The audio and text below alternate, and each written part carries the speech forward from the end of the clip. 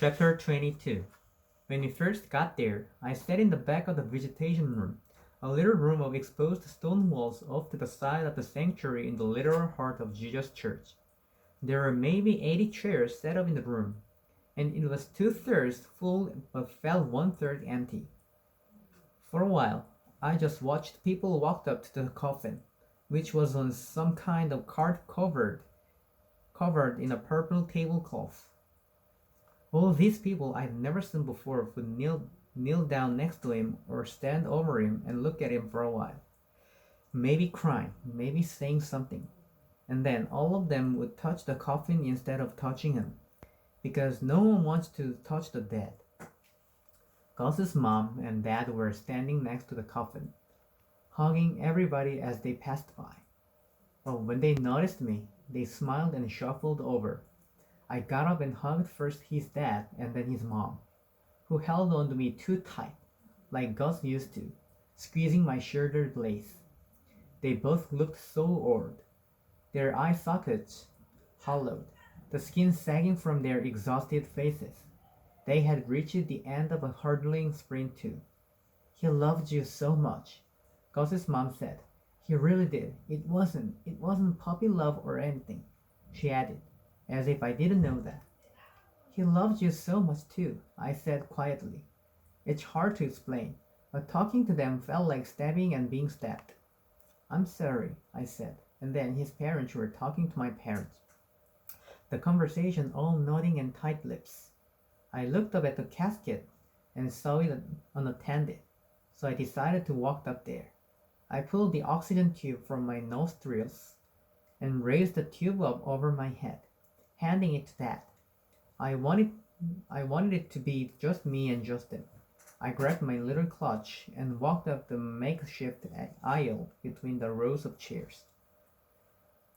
The walk felt long, but I kept telling my lungs to shut up, that they were strong, that they could do this. I could see him as I approached it. His hair was parted neatly on the left side in a way that he would have found absolutely horrifying, and his face was plasticized. But he was still Gus, my lanky, beautiful Gus.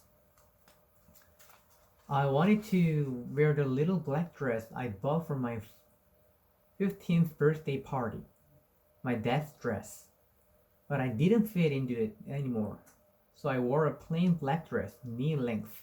Augustus wore the same thin lapel suit he had worn to orange.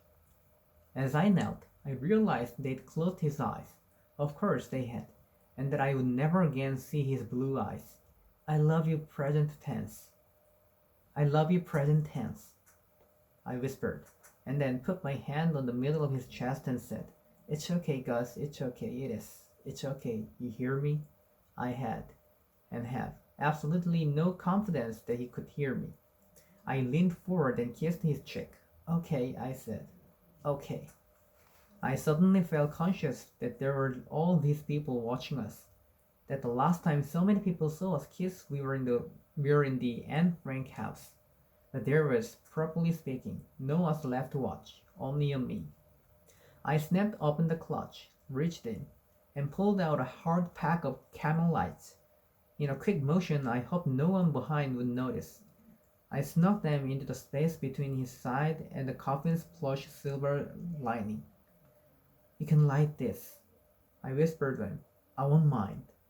While I was talking to him, Mom and Dad had moved up to the second row with my tank, so I didn't have a long walk back. Dad handed me a tissue as I sat down. I blew my nose, threaded the tubes around my ears, and put the nubbins back in. I thought we'd go into the proper sanctuary for the real funeral.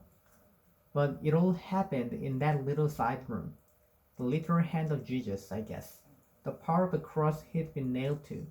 A minister walked up and stood behind the coffin, almost like the coffin was a pulpit or something, and talked a little bit about how Augustus had a courageous battle and how his heroism in the face of illness was an inspiration to us all. And I was already starting to get pissed off at the minister when he said, In heaven, Augustus will finally be healed and whole. implying that he had been less fooled than other people due to his recklessness, and I kind of could not repress my sigh of disgust.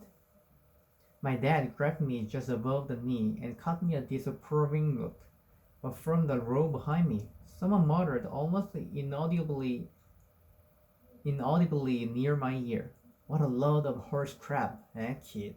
I spun around.